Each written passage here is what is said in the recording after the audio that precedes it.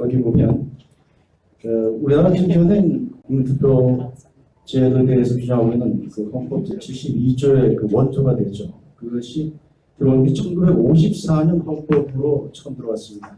그런데 지금 이 72조를 해석함에 있어서 맨 처음에 들어왔던 국민투표제, 헌법에 들어왔던 것, 이걸 해석하는 것이 오늘 이 세미나 주제 전체에 대한 답을 여기서 찾을 수도 있을 것 같다, 저는 그 생각을 합니다.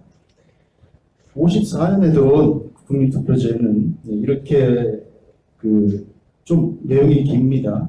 지금 현행 72조는 상당히 간단하죠. 대통령은 뭐 필요하다고 인정할 때에는 외교 국방 통일, 기타 국가 안위에 관한 중요 정책을 국민투표에 부여할 수 있다, 붙일 수 있다, 이렇게 아주 간단하게 되어 있는데, 1954년에 들어온 것을 보면 이렇게 되어 있습니다.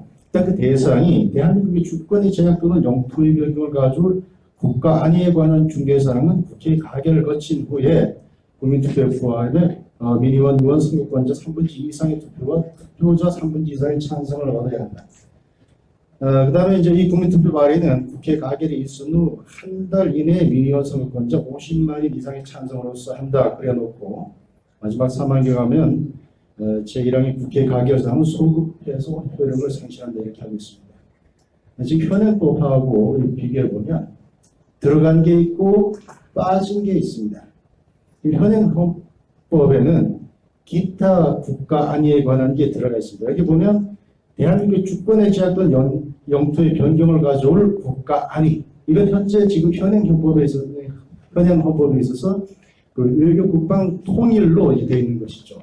그런데 여기 없던 것이 현행 헌법에 들어가 있습니다. 기타 국가 안위. 그러면 기타라고 하는 것은 뭐냐?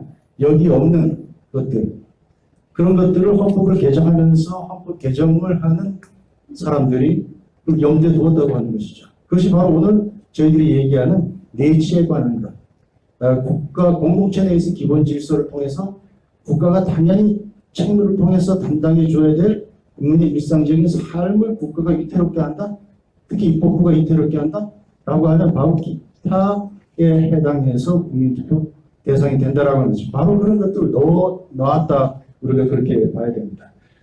또 그렇게 하는 것이 굉장히 합리적인 이유라고 하는 것은 여기 보면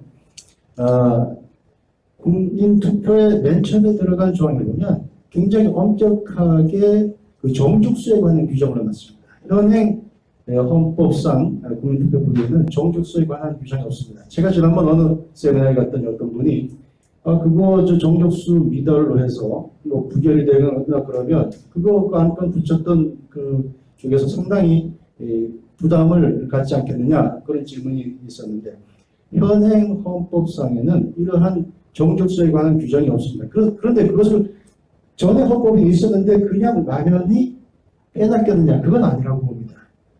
보다 쉽게, 그리고 지금 한도수 교수님께서 말씀하신 것처럼 이 맨 처음에 들어갔던 국민투표는 플레비시트, 시민투표의 성격을 갖게 되는 거죠. 종족수까지 넣었다 그러면. 그런데 그걸 없앴다고 하면 바로 그야말로 쉽게 부여할 수 있는 정책투표, 레퍼런덤으로 갖고자 하는 그러한 헌법 개정하는 사람들의 의사가 거기에 반영됐다, 그렇게 봐야 되는 겁니다. 그리고 여기 또 중요한 것이 뭐냐 하면 이 당시에 최초 헌법상의 국민투표는 뭘 대상으로 했냐면 국회 행위를 대상으로 했습니다. 국회 행위를 국민들에게 물어보는 것이죠. 지금 저희가 입법 독재를 국민투표로 막을 수 있는 것이냐? 바로 최초의 국민투표제는 그걸 염두에 뒀던 것입니다. 국회 마음대로 해서는 안 된다. 국회에서 가결을 했더라도 국민들에게 물어보고 만약에 그게 안 된다 그러면 그때 이제 국민들이 찬성하지 않으면 그 사망이 있는 것처럼 소급해서 효력을 상실하더라고요. 그러니까 국회가 통과시킨 법이라고 하더라도 국민들이 그것을 반대할 경우에는, 비토할 경우에는 효력을 상실하도록 하는 것이 최초의 국민투표제를 도입했던 그런 헌법의 정신이었고, 그것이 비록 여러 가지 조문을 개정이 돼서 왔습니다만 그 기본적인 정신은 오늘날까지도 여전히 유효하다. 더구나 유효할 뿐만 아니라 그것을 행사를 굉장히 요건을 가볍게 하면서 기타 국가 안위에 관한 사항을 더 넣어뒀다라고 하는 것은 국민투표제를 활성화하겠다라고 하는 의사가 분명히 당시에 들어가 있음에도 불구하고 그동안 정치권이나 국민들이 게을렀던 것이죠. 이 국민투표제가 죽어 있던 것이 아니라 사실 굉장히 뭐 10달이 돼서 이미 나왔는데 거론만 시키지 않고 계속 지금까지 그냥 놔두고 있었던 것입니다. 이제는 정말 저희가 제대로 거론말을 이제 시키고 또 말을 배우게 하고 해서 이 국민투표가 우리 일상으로 돌아오도록 해야 됩니다. 그리고 이러한 국민투표는 제가 뒤에서 말씀드리겠습니다만 다른 나라에서는 일상화되고 있습니다.